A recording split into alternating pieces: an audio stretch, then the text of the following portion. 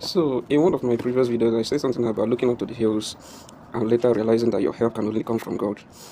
By this video, I want to elaborate more on that. It's an insight from Psalm 121, verses 1 and 2.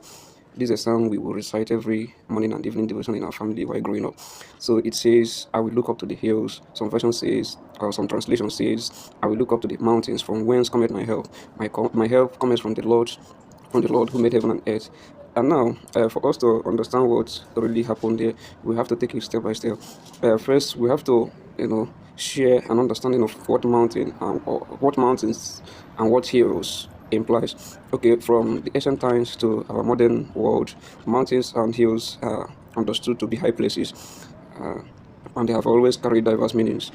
One of the meanings is that it could be obstacles, it could be referred to be obstacles, but then in other forms and other instances, yes, mountains was about a place of sacrifice, a place of worship, especially of idols. It was also a place of diverse encounters and extraordinary experiences, especially for the Israelites. Okay, and then for mountaineers, people that lived in mountainous areas, it served as a fortress, a hiding place, a place of refuge and defense during the times of wars and stress and distress and things like that. So it was a place of help generally.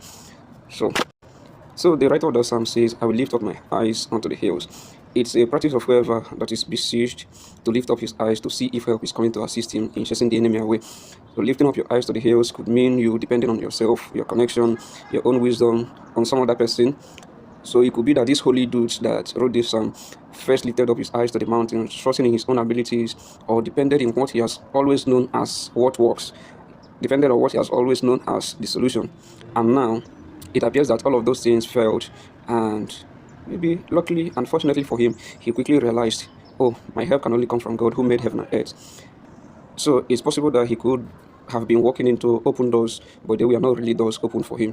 He could be walking into open doors, but they were not really open for him. But he later realized that his help can only come from God.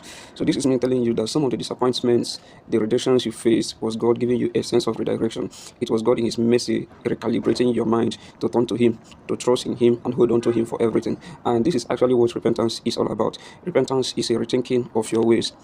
So you need the aid of God to command the favor of men.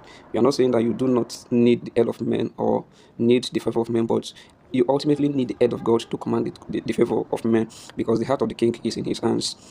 If the Lord do not turn the heart of the kings to your favor, then you know what that means. When life seems to be drawing to a close, the beauty of life or the light of life